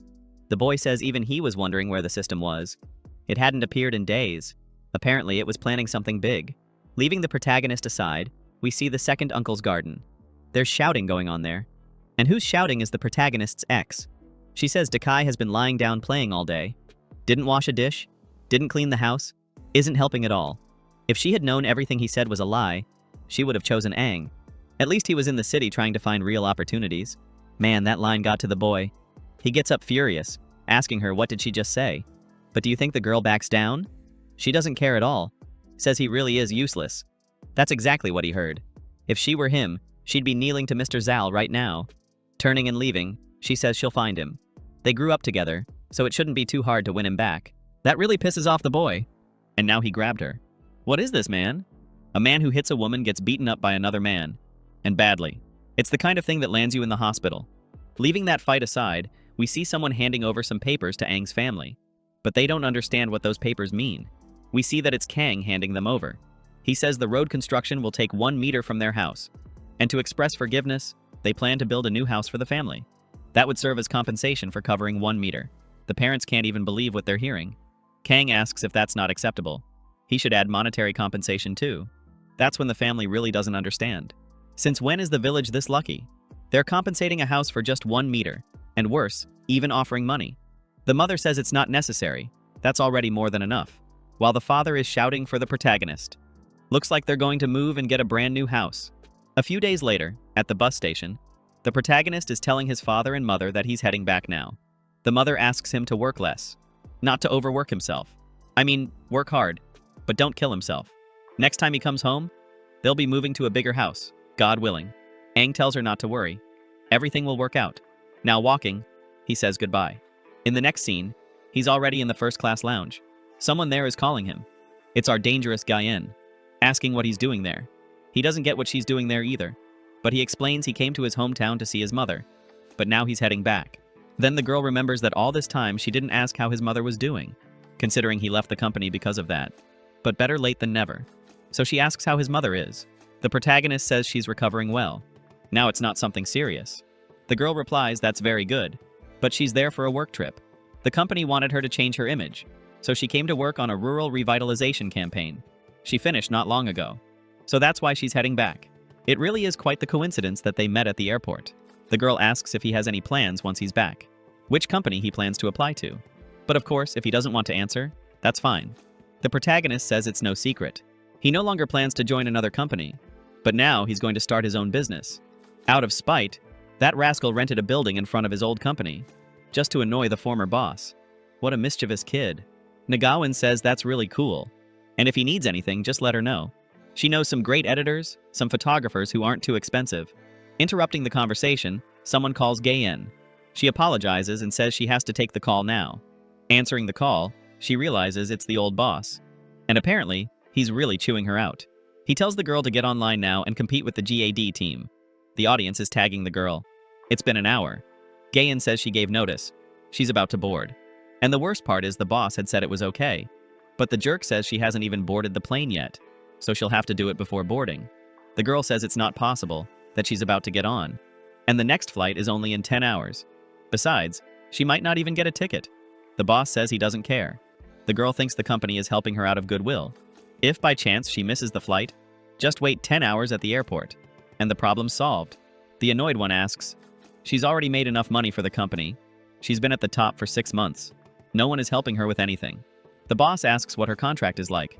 It's still with him. Until it ends, she has to follow orders. And the bastard even argues, putting his hand where he shouldn't. Can you believe it? With no way out, Gayen just accepts. But the protagonist calls out to her, and the boss ends up hearing his voice. Richilio says now he gets everything. That's why she's unavailable. She's probably not even at the airport. She's probably in one of those adult four-walled rooms, you know? The one with just a bed and nothing else? Yeah, that one. The girl gets extremely offended and tells him to stop spreading those rumors. She even took a photo of the boarding ticket and sent it to the company group chat. Raichu then asks her to prove it. All she has to do is go live and everything will be fine. Then, instead of being on a bed, she'll prove she's at the airport. Poor Gayen is really angry, but there's not much she can do. But that's when the protagonist grabs her phone. He asks how much the contract termination fee is, because this time he's going to make a point of paying it. And by the way, this call is being recorded. He's going to make a point of suing Richulio for defamation. Already seated, Rexui keeps talking, telling the protagonist to stop pretending to be rich. Can he really afford the contract termination? The protagonist doesn't even answer. He simply hangs up in that jerk's face. Gayen says he's joking, right? He's not really going to pay that contract termination. No way. In fact, deep down the girl doesn't believe he's worthy of such kindness. So she tells Proto that her situation in the company isn't that bad. Rexui is annoying sometimes, but it's not that big a problem. At this moment, they're going to demand a ridiculous amount for the termination fee. It's not worth giving that satisfaction to the company. He tells her not to worry. She doesn't need to feel bad about this. It's all good. He's doing it for his own benefit. He's starting a media company, and she's right in front of the Mion group. So he needs to find some decent familiar faces. It would be a good way to start the company. What better for recognition than to steal some of their talents? Hen is impressed that Aang is going to start a company to rival the company. The kid really is tough. The boy already says that the salary he can offer is full commission, with half of the earnings going to cover the termination fee. After that, it can be 70-30. 30 for him and 70 for her.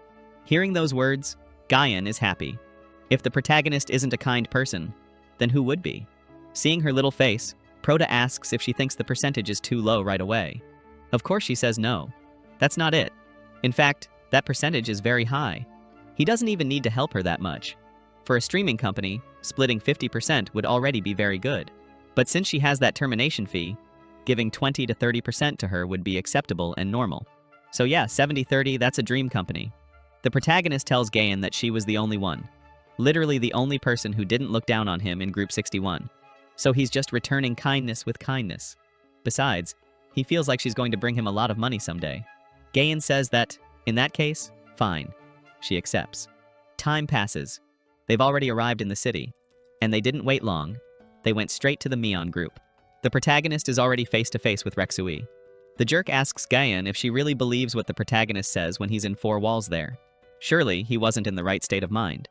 If she believes him and it's all lies, she might very well fall into disgrace.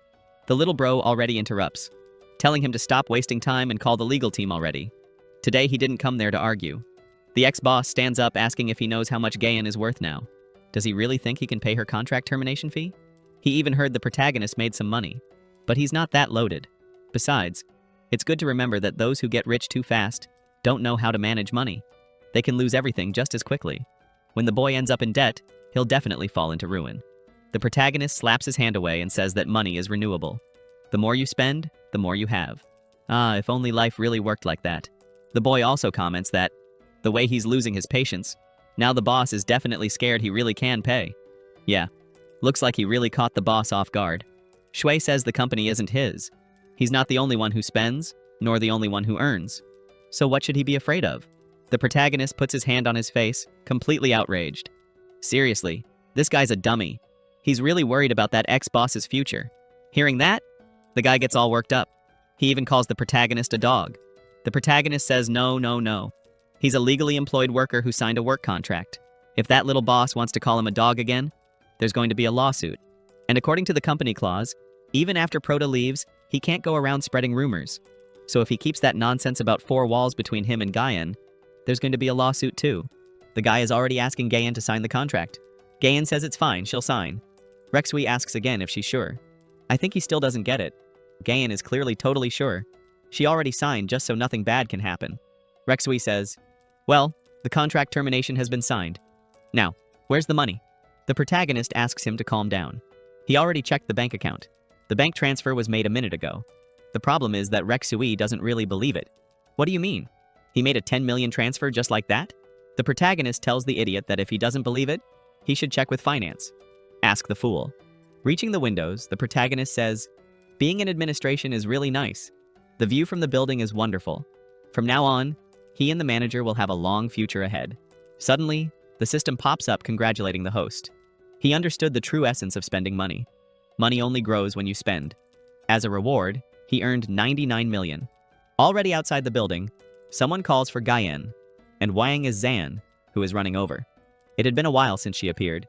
Zan comments she just heard that Gayan quit. So, will they be able to meet in the future? Gayan was about to answer, but the protagonist cuts her off. He says he sees no problem with that. They'll meet at the commercial building just ahead. If she wants, she can even go to the cafeteria and have lunch with them. The girl doesn't quite understand this thing about being in the building up front. Interrupting the conversation, the protagonist's phone rings. He tells the girls he has to answer. Anne steps a bit away. Someone on the phone tells him the ownership certificate is ready and asks when he would like to pick it up. The protagonist replies soon. He'll go soon. The woman says that's fine. They'll be waiting for his visit. Poor protagonist almost forgot he still needed to inspect that village. Right. If I'm not mistaken, the protagonist had won an entire village. Remember? Along with the buildings, he also got a village. Saying goodbye, he tells Gayan to rest a bit and plan their business. He needs to handle some babies that appeared. The girl says it's fine, no problem. Right after, she answers her friend's question. He really paid the contract termination fee. Razan still can't believe the old office study guy was actually the rich tycoon. Really, you can't judge a book by its cover. Apparently. Seeing the village, someone says the VIP client is arriving. Everyone must stay alert and not disrespect him. The one saying this is the woman who was on the call with the protagonist. She already asks Manager Wang to make everything perfect. Nothing can go wrong. Manager Wang tells her not to worry. He'll handle everything now. That's when he starts shouting, calling the whole crew. With everyone gathered, he begins to explain. Senor Ang bought the village for 300 million onion, and he's already arriving. Everyone must go to the entrance to wait for him. Turning to Irene, he says this guest is very important. They can't be careless at all. She says that's fine. But is there no photo of him? What if by any chance they greet the wrong person? The manager answers he's a mysterious tycoon. How could they have a photo of him? Rich people like Sang usually have a strong presence. As soon as he arrives, everything will light up.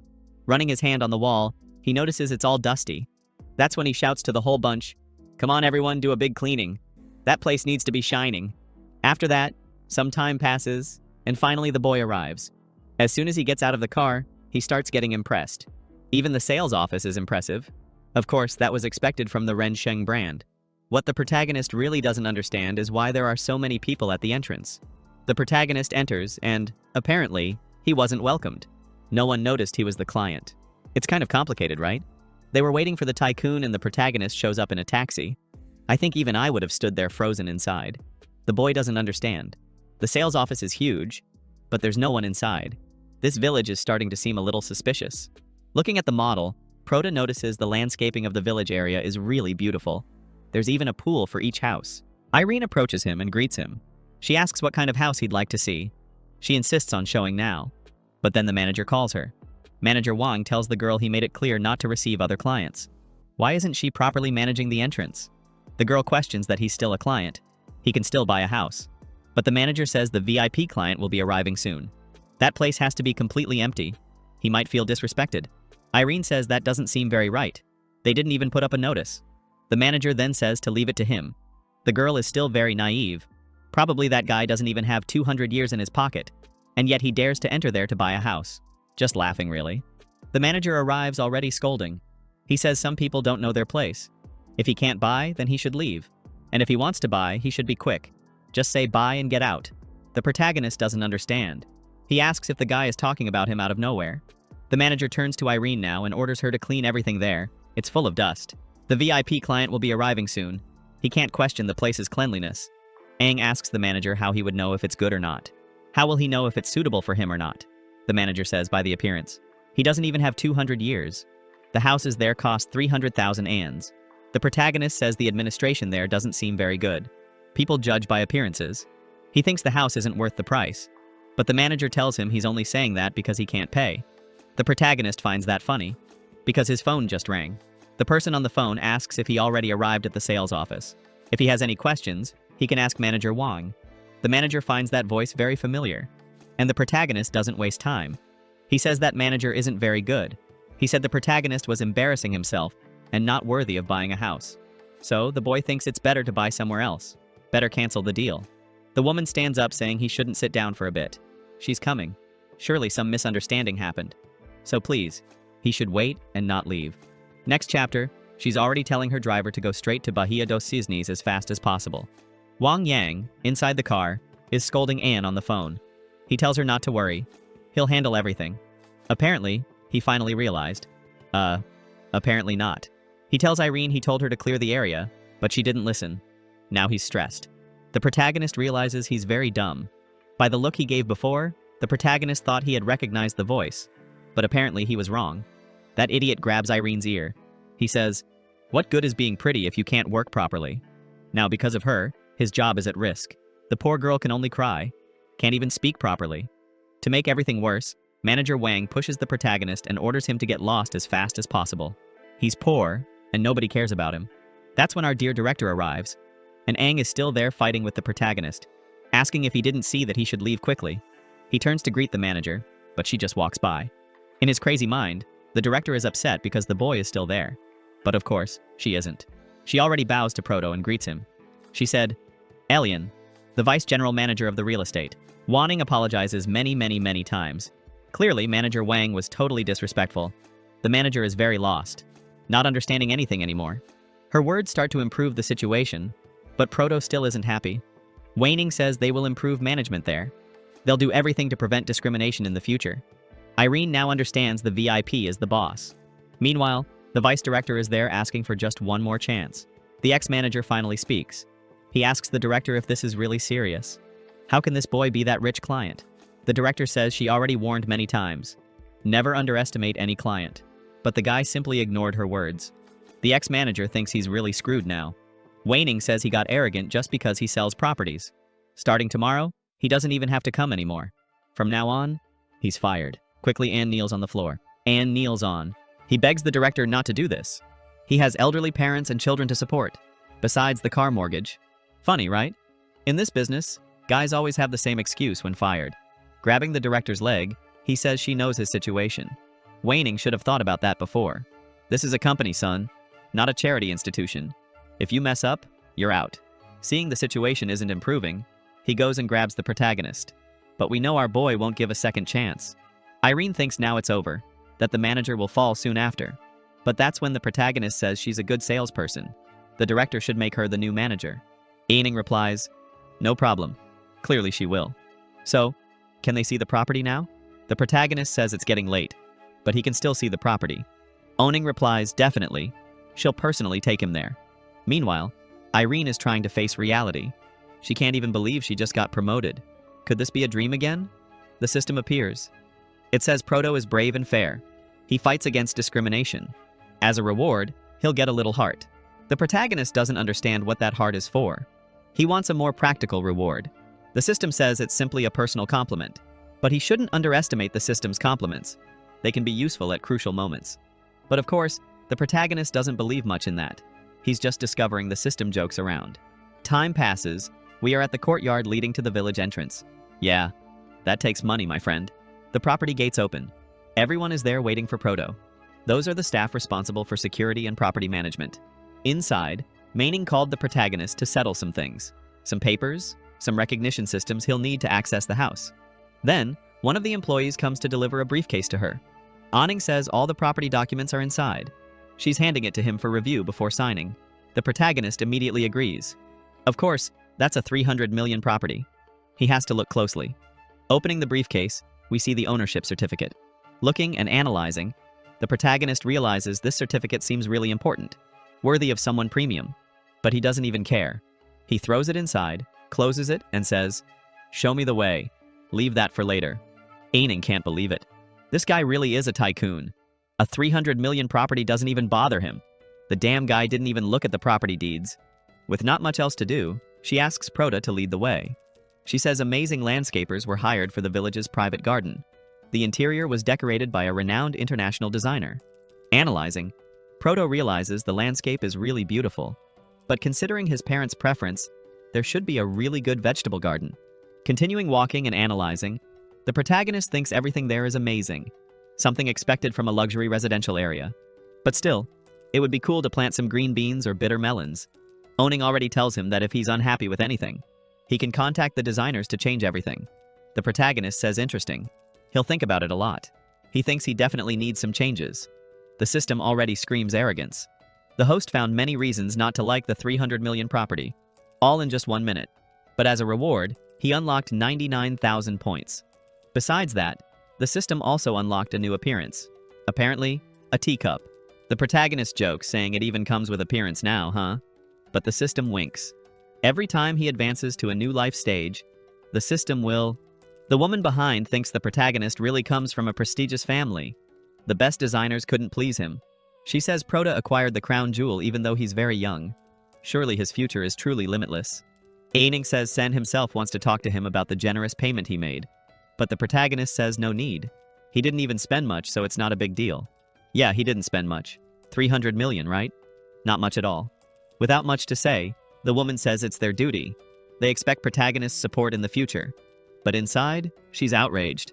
How is 300 million nothing? Ah, those damn rich. But okay. Finally, they are arriving at the main house. Onining opens the door for the protagonist to enter. But that's when the scene changes.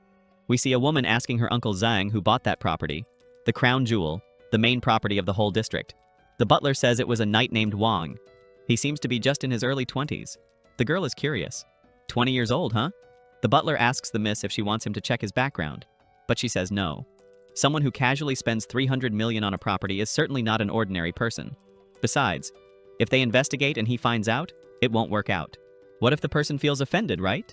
She asks the butler to select an appropriate gift. Soon, they will visit the neighbor. After that, the scene changes again. Now there's even a party, man! There's our boy saying that after 3 months of preparation, Dalgan Media is finally open. He even says he thanks Director Gayan immensely. She worked hard to train everyone there. Adding on, he says everyone must work hard. Of course, the rewards will be unimaginable. Man, speaking of rewards, right? Who doesn't like that? Now everyone is motivated. Gayen looks at Proto very happy, and the protagonist looks at Gayen, very happy too. But that's when we travel 3 months back. Gayen is asking why she doesn't need to do live streams. The protagonist says currently they don't have quality staff, so she should prioritize recruiting and training new ones. Besides that, half of the profits from new streamers go to her. Gayen smiles, asking if that's too much.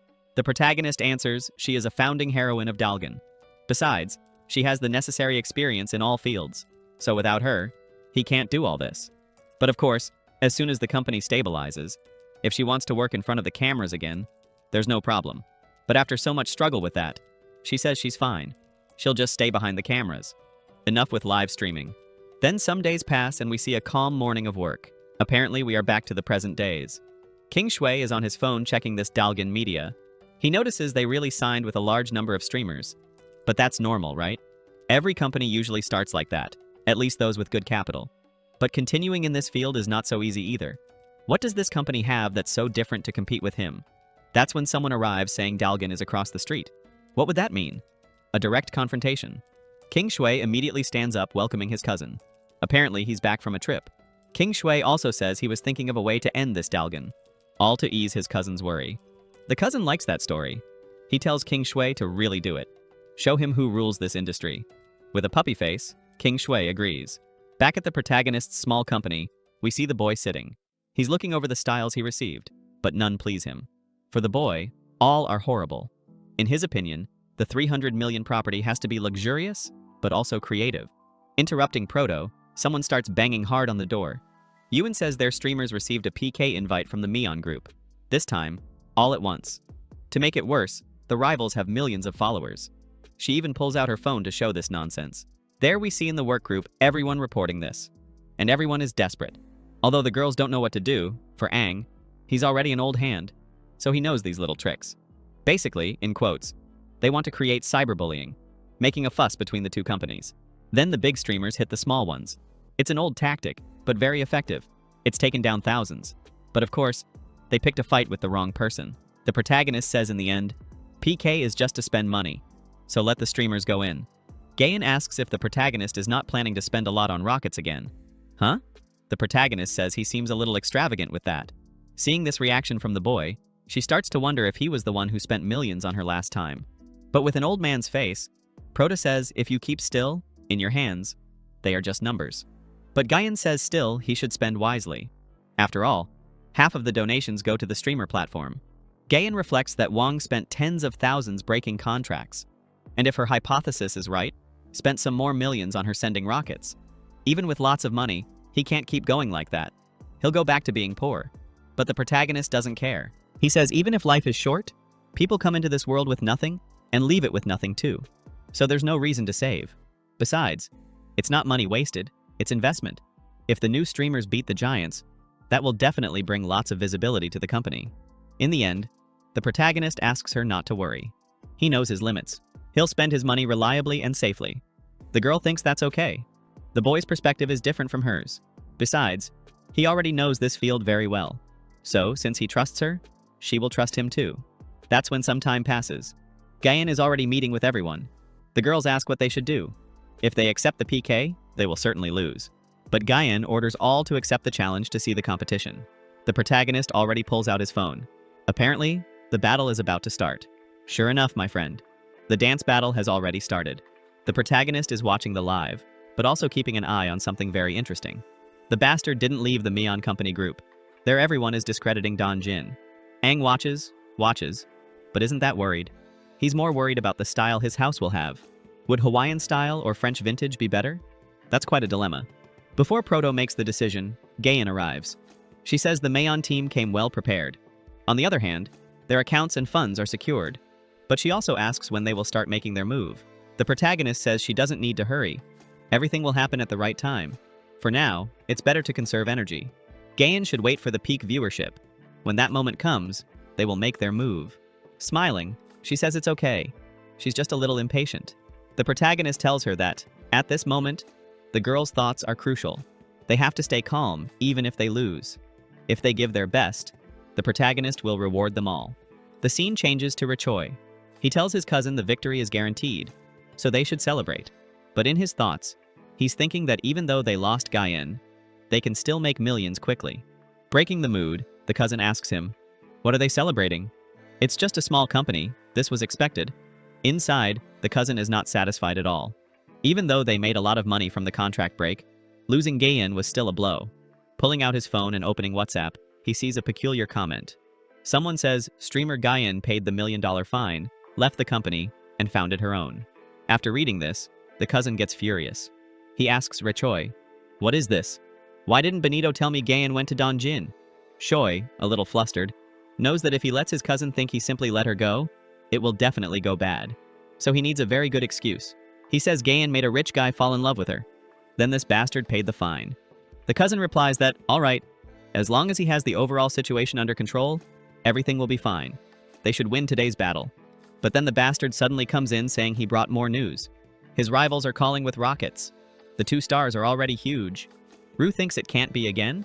Last time they focused on only 1 streamer, but now on 10 at once. Where is all that money coming from? He tells his cousin that they're definitely using fake accounts. They already passed 30 million in profits, so they certainly can't beat that. Even if someone spends a lot, who would spend 30 million on just 1 person? The cousin, very serious, tells him that under no circumstances can they lose. Choi replies that, of course, it must have been just a donation wave. Uh-oh. The employee pulls out the phone again. Apparently it's happening again. It wasn't just a wave. To make it worse, this time more rockets are coming than last time. The cousin gets furious. Didn't he say it would be just a wave? But okay, it happened. Now Choi has to crush them. Otherwise you already know, right? Next scene. There's the protagonist with a nervous finger. His luck is that, at the same level he spends, he earns. He spends 3, earns 5. Spends 10, earns 20. Even I, my friend, would be clicking like crazy. Gayen tells him they've already won. Why spend so much?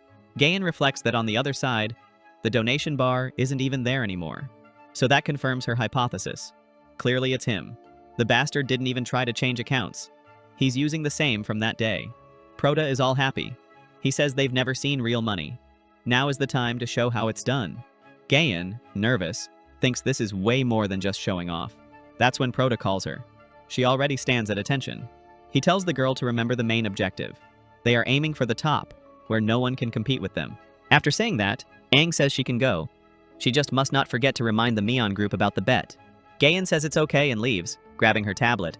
Finally, the protagonist says he found his dream style. That's the style he will choose. My God. I can't believe he's going to take a mansion like that and turn it into that. Just out of curiosity, the bastard grabs the phone. The miserable guy wants to see how much he earned. And, in this game, he made 10 million. Now, in several traditional media offices, everyone wants to know what company this is, who this Jin Media is. It became a mystery even for the streamer platforms. The girls now each have 2 million followers or more. Inside Jin Media, the girls say goodbye and say they will close the live. The first day was very tiring for them.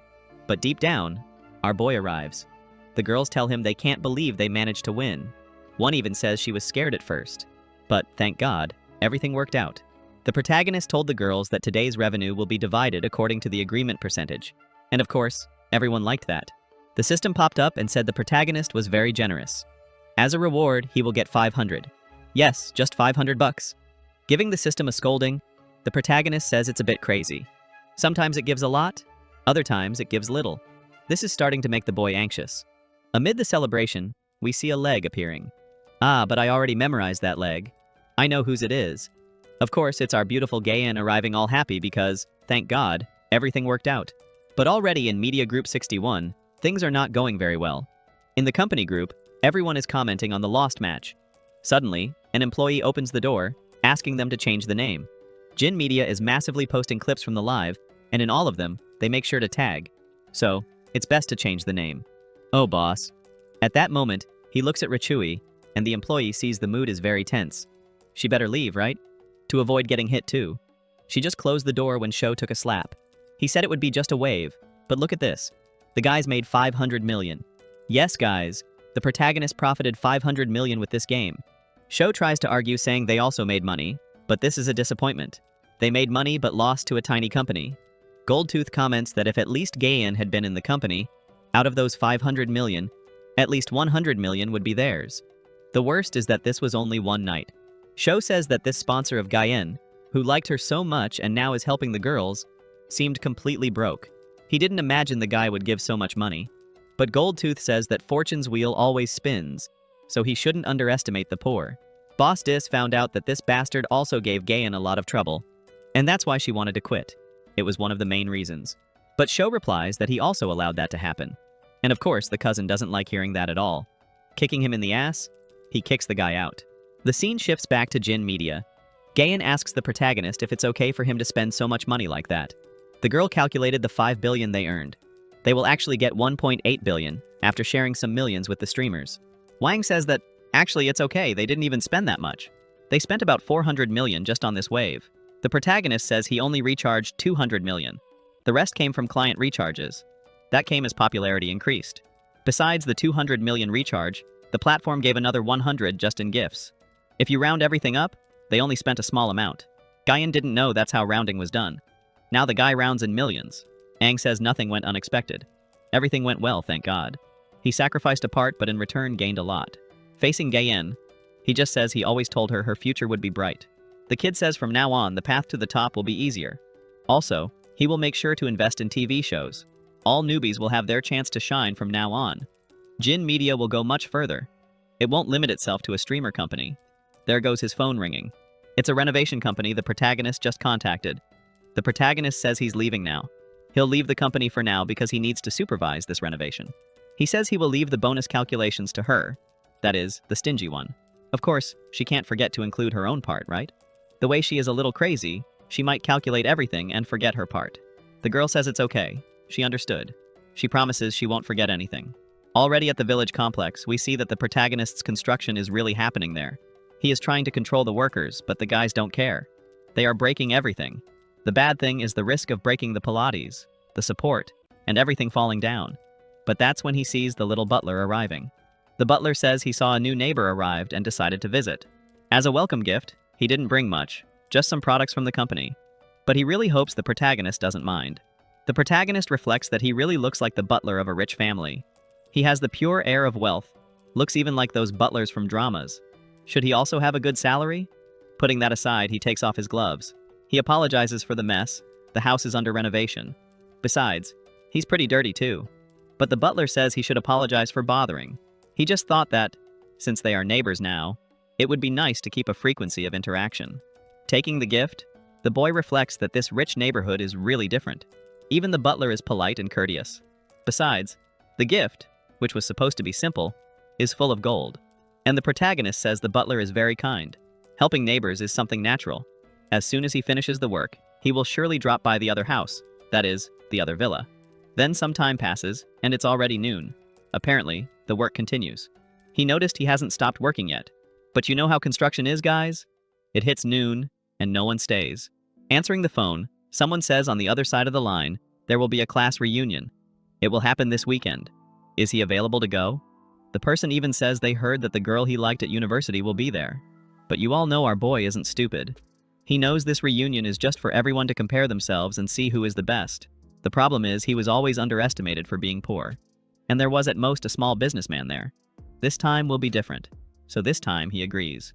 The man on the other side doesn't understand why he accepted so quickly. Could it be because of the girl? Probably. That loser is the small businessman the protagonist said always humiliated him. But at the same time, in Pingzhou village, the butler is describing the protagonist. He says the boy is kind and polite, and didn't look down on him for being a butler. On the contrary, he showed a lot of respect. He even took off his glove and cleaned his hand just to greet. Pingzhou says she understands, but then Ping hears a noise. She gets irritated, thinking it must be him again. That's her brother, who seems to be quite a womanizer. Every time he arrives with a different girl. Ping says she already told him many times not to bring anyone here. But he asks his sister what kind of attitude that is. Is that going to be his future sister-in-law? This time he says he already had enough fun.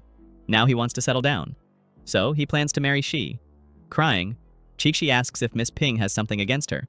Do they have a misunderstanding to solve? But Ping doesn't even answer, just turns her back. Chi-Chi says she should leave. It seems Miss Ping is not very happy with her presence. Besides, she doesn't want to worsen the relationship between the siblings. The brother says she's just being dramatic. The girl shouldn't care about that. But of course, Ping is not being dramatic. She knows what she's talking about. Her brother tells Pingzhou not to forget what their grandfather told her. To inherit the family fortune, she will have to get married. So, is she jealous of him? Ping answers, jealous? Her? She just turned 20. She's far from thinking about marriage. Unlike her brother, she is not opportunistic, thinking only about inheritance. Her dignity is more important. Besides, she thinks anyone can enter the Ping family. Grandpa has to approve the marriage first. He forgot. If you liked it and want continuation, don't forget to leave it in the comments. Also, leave a like to help us. That's it for today, guys. See you.